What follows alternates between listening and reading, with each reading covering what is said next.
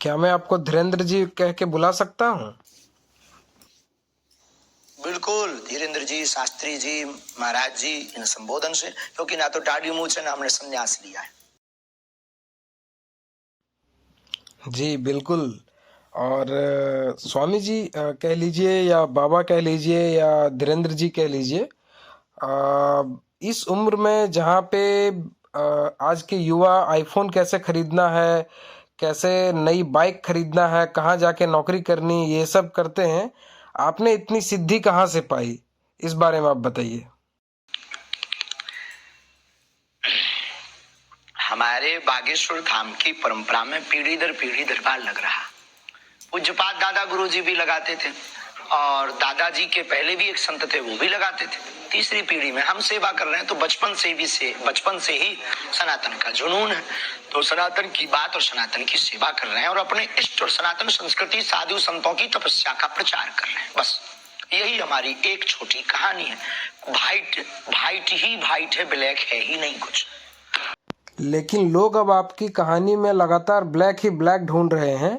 मैंने सुना आपने कहा मैं अब और कोई स्पष्टीकरण नहीं देना चाहता। इसके बारे में आपको लगातार जो चुनौतियां मिल रही है, लेकिन देश आपसे ये जानना चाहता है कि इसमें कितनी सच्चाई है। आज हमने नेशनल चैनल के सामने लगभग 20 से 25 चैनलों के कैमरा लगे होंगे, 4 लाख लोग थे।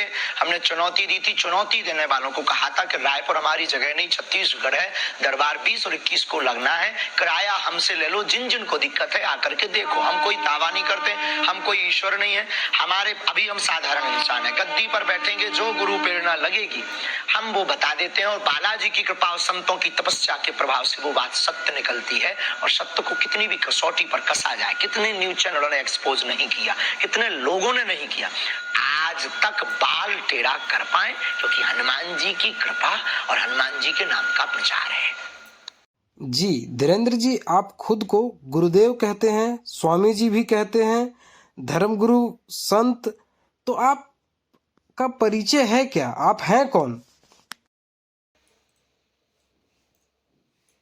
ना तो हम कोई संत हैं, ना हम कोई स्वामी हैं, ना कोई हम मठाधीश हैं।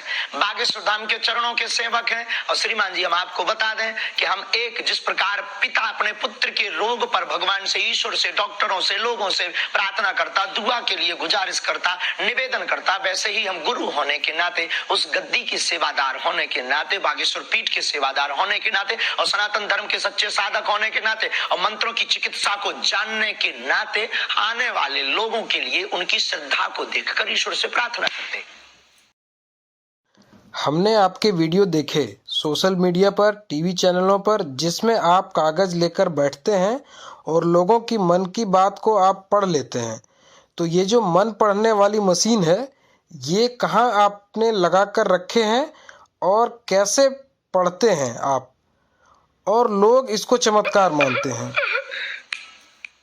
देखो भाई, ये भारत देश है, इसमें ऋषि मुनियों की परंपराएं विविध रही और भारत इसीलिए तो विश्व गुरु रहा। यहाँ खूब खोज की, फाइयान यात्री जैसे विदेशी लोग आए, पर भारत को विश्व गुरु उन्होंने इसीलिए तो माना सबने, क्योंकि भारत में वैदिक परंपरा, अति प्राचीन परंपरा है, ऋषियों की परंपरा है। और हमारे पास कोई मशीन नहीं है, ना हम कोई मन पढ़ने वाले माइंड रीडर है। हम तो अपने इष्ट के सेवक हैं और अपने शास्त्रों के सच्चे साधक हैं।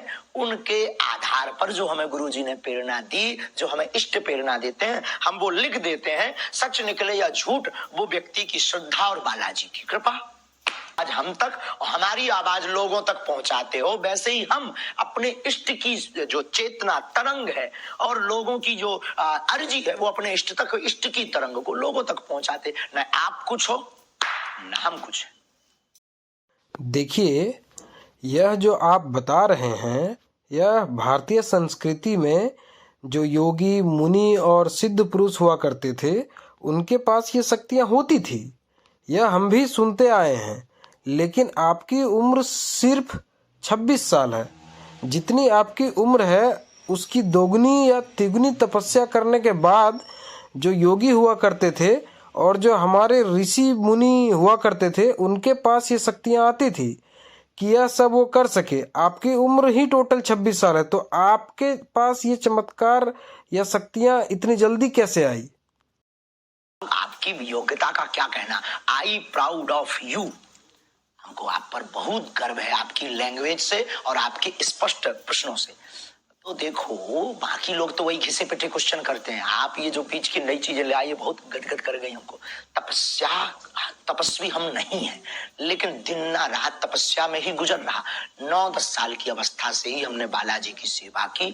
जब बच्चे खेलना सीखते थे तब से हमने हनुमान चालीसा का पाठ, और गुरु ने जो विधान बताया वो मीडिया पर बताने का विषय नहीं है, वो अनुभव का विषय है। कभी आप आइएगा तो उसको हम आपको बताएंगे कि हमने क्या क्या अपने जीवन में मुश्किलों को सहा, कितना हनुमान चालीसा का पाठ किया, रातों भर हनुमान जी के चरणों में बैठकर रोए हैं, रातों भर हवन किया है।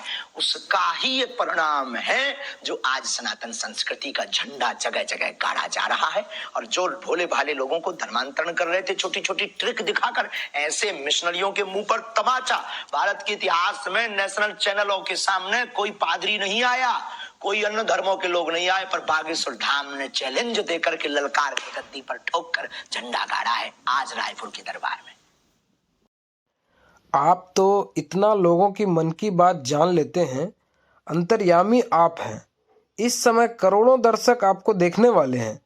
क्या इस समय आप हमें कोई चमत्कार दिखा सकते हैं यहीं पर?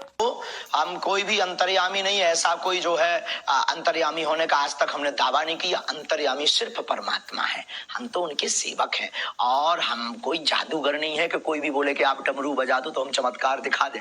हम अपने इष्ट से प्रार्थना करने वाले एक याचक हैं।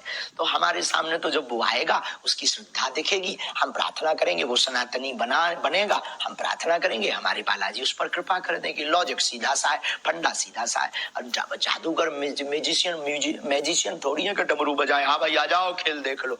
अब देखो, प्यासा कुआं के पास जाता है, कुआं प्यासे के पास नहीं जाता है। जी, अगर कोई दूसरे धर्म का व्यक्ति आपके समक्ष आए, कोई इस्लाम धर्म का व्यक्ति आए, कोई ईसाई धर्म का व्यक्ति आए और आपसे मदद मांगे, तो क्या आप सिर्फ सनातनियों की मदद करते हैं या किसी दूसरे धर्म के लोगों का भी मदद करते हैं?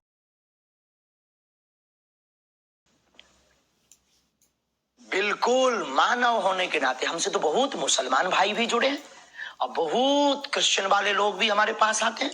अन्य पंथों के लोग भी हमारे पास हजारों की तादाद में आते हैं, हम गिनती गिनवा देंगे कई दरबारों में। आप हमारे वो खोजिएगा, वो बताइए क्या बोलते हैं अपना नेट का, यूट्यूब खोजिएगा।